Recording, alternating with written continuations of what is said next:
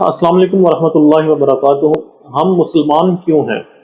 اسلام بمقابلہ عیسائیت کی ڈیبیٹ کا ترجمہ کرتے ہوئے ہم نے سنا کہ عیسائی پادری بار بار یہ سوال اٹھا رہے تھے I would expect to hear actually why should I be Muslim؟ کہ آپ مسلمان کیوں ہیں، عیسائی کیوں نہیں؟ ان کے اس سوال کا میں مختصراً جواب دینا چاہوں گا۔ ہم مسلمان کیوں ہیں اس کی متعدد بنیادی وجوہات ہیں، جن میں سے چند ایک کا میں ذکر کرنا چاہوں گا۔ سب سے پہلی وجہ یہ ہے کہ اسلام وہ واحد دین ہے جو دیگر ادیان عالم، دیگر مذاہب عالم کے مقابلے میں صرف ایک خدا کی عبادت کی دعوت دیتا ہے، ایک ایسا خدا جو غیر مجسم ہے، جس کا نہ کوئی بیٹا ہے نہ کوئی اوتار۔ اگر کوئی اس کو مسترد کرتا ہے تو کرتا رہے، لیکن یہ انسان کی فطرت میں موجود ہے، جس کا احساس انسان کو جلد یا بدیر لازماً ہوتا ہے۔ اسلام کے برعکس دیگر مذاہب میں متعدد دیوی دیوتاؤں اور متعدد خداؤں کی پرستش کے مظاہر دیکھنے کو ملتے ہیں جو کہ خلاف فطرت ہیں۔ اب یہ خلاف فطرت کیسے ہیں، اس کو سمجھنے کے لیے میں ایک آسان سی مثال دینا چاہوں گا۔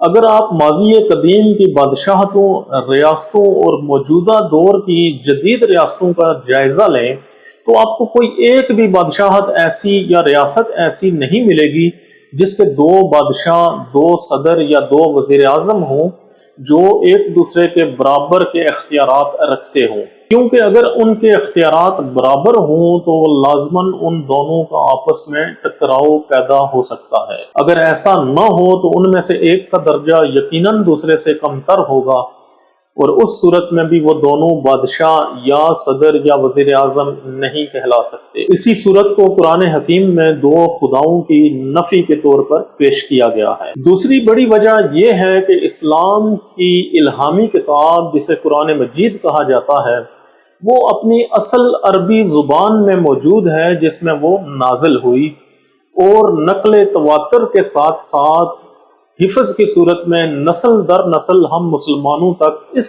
طرح منتقل ہوئی کہ اس کے کسی ایک بھی حرف یا لفظ میں کمی و بیشی کی کوئی گنجائش موجود نہیں۔ آج اگر ہم قرآن کے شرق و غرب میں پائے جانے والے نسخوں کا باہمی تقابلی جائزہ لیں تو ہمیں کوئی ایک بھی نسخہ ایسا نہ ملے گا جو دوسرے نسخے سے متضاد ہو، یا کسی نسخے میں قرآن کی کوئی آیت کم ہو اور دوسرے نسخے میں کوئی آیت زیادہ ہو۔ اس کے علاوہ قرآن حکیم میں ایسے حیرت انگیز واقعات اور کائناتی حقائق موجود ہیں جن کا اس دور کے لوگ تصور تک نہ کر سکتے تھے، جبکہ اس کے برعکس اگر دیگر مذاہب کو دیکھا جائے تو ان کی جو بنیادی کتابیں ہیں وہ نہ تو اپنی اصل زبان میں موجود ہیں اور نہ ہی وہ اپنی اصل حالت میں اس وقت دنیا میں موجود ہیں۔ ان کے متعدد نسخے پائے جاتے ہیں، اور اگر ان نسخوں کو دیکھا جائے تو ان میں واضح طور پر تضادات کا مجموعہ ہمیں نظر آتا ہے۔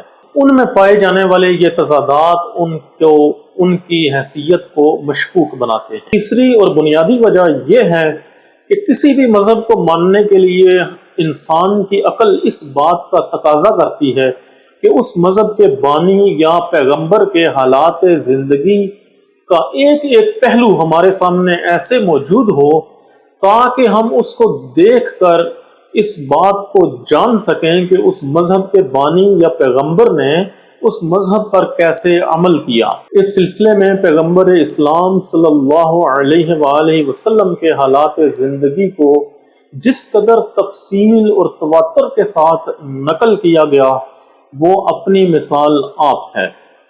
تاریخ عالم میں ہمیں کوئی ایک بھی ایسی شخصیت نہیں ملتی جس کی زندگی کے اس قدر پہلوؤں کو اس قدر جامع اور تفصیل کے ساتھ صفحات کرتاس پر منتقل کیا گیا ہو۔ اس کے علاوہ ان گنت وجوہات ہیں، لیکن میں یہ سمجھتا ہوں کہ یہ تین بنیادی وجوہات ہیں جن کی بنا پر ہمیں اسلام کے احکام کے سامنے سر تسلیم خم کرنا چاہیے، کیونکہ اسلام ہی وہ واحد دین ہے جو انسان کی عقل سلیم کے تقاضوں پر پورا اترتا ہے۔